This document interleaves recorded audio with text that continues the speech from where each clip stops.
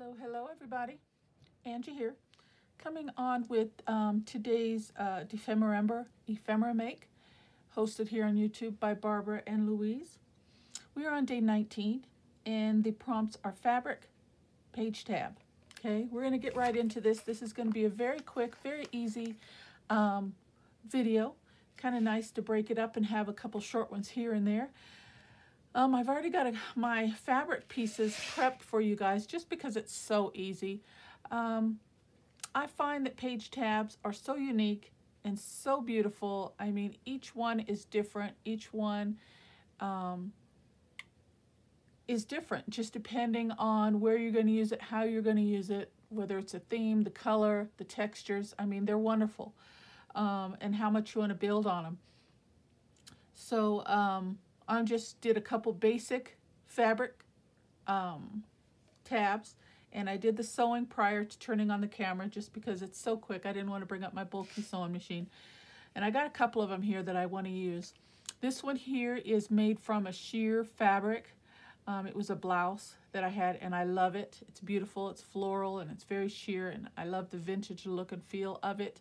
But because it's so sheer, I do this a lot when I have real thin fabric. Let me grab, I got a napkin here. I'll show you what I did to get that kind of, make it like fluffy and bouncy looking. When it's a real sheer fabric, what I do is I get a long strip and I cut it, you know, like say this was the fabric, and I fold it in thirds. So I do like this, like, you know, 1, 2, and then I run my stitch right down the middle, and that makes this. Okay, unless I'm using it as, if I'm using it as a base, should I say, I do it like this. I fold it into thirds, and then I run my stitch down the middle, just like that.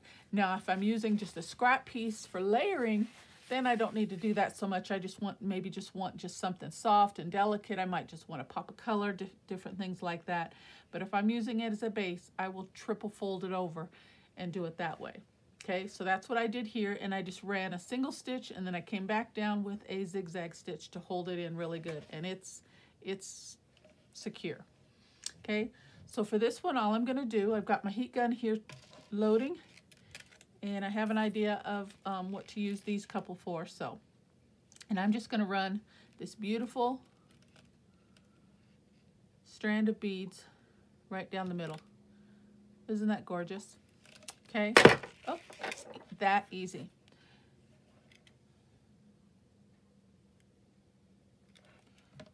So, get that started. And I guess I should put my finger glove on, but I don't even know where it, oh, here it is, right here. I'm going to put my finger glove on. Excuse my reach.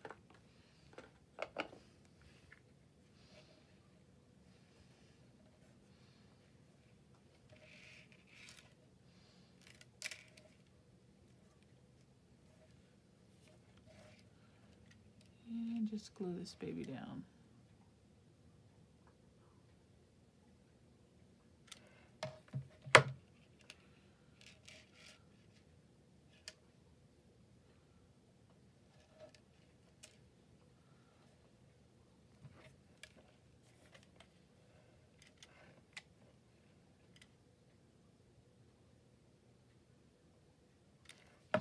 And of course the glue is a matter of preference.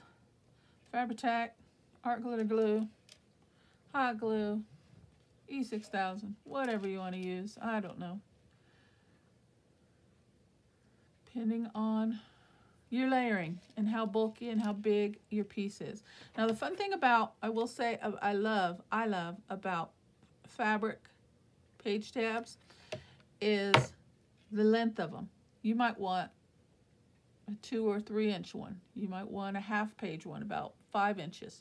You might want to run one all the way down the side of your page, the 8.5 inch standard size. Totally up to you.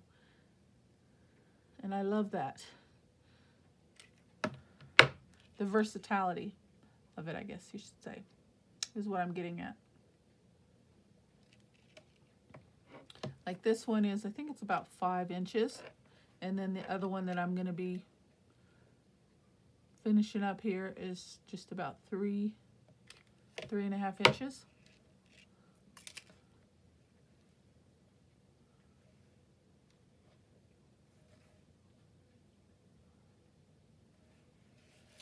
And it's simple as that, guys. At least this one. Isn't that pretty?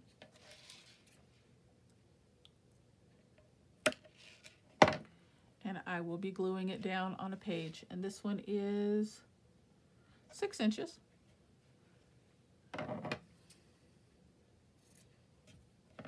Gorgeous. Love it. Simple, but love it. Okay, now this one, I took a piece of scrap fabric and I doubled it with a piece of, I don't even know what this is here. It's kind of like, I would call like a stabilizer that you would use in between, you know, fabric, in between your fabric and your substrate when you're making a journal cover or like batting. It's just some scrap that I got off of what they cover furniture with. And it was a big piece, so I was like, oh, I could use this. So I cut it down, and that's what I use it for. But I thought that, because there's white in the pattern on the fabric, and I thought just a little bit peeking out on the sides of that would look really cute. So I ruffled that, did a straight stitch all the way across. And for this one, I'm going to bring in some more beads, some flat back pearl-looking things here. Okay, right there, but it's not quite the length. As you can see, I'm like, because this is just a piece of scrap, I'm like 2 beads short. So I thought to compensate for that, all I'm going to do, I found in my appliques a little floral piece. So let me cut this in half.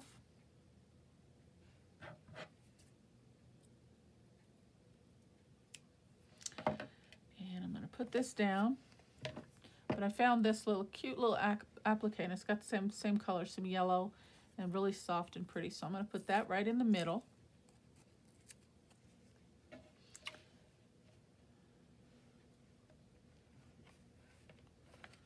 Which is right there. I mean, depending on what you go for, that's pretty right there, just like that. I mean, nothing wrong with it. But I thought it would be cute to just add these right along the outer opposite edges here. Not necessarily to cover up the stitching or anything. We love for our stitching to show. We love to incorporate it into our pieces, but I just thought it would make it look more feminine, soft, and pretty.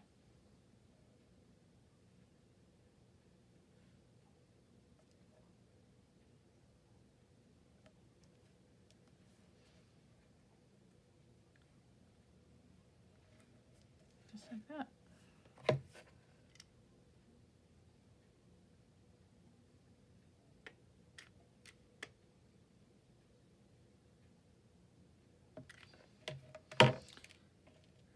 And then I'll glue them down on my page.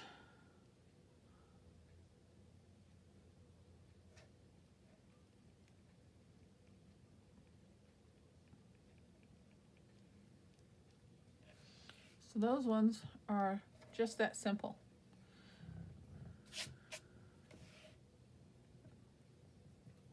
Let me unplug my glue gun so that can start cooling down.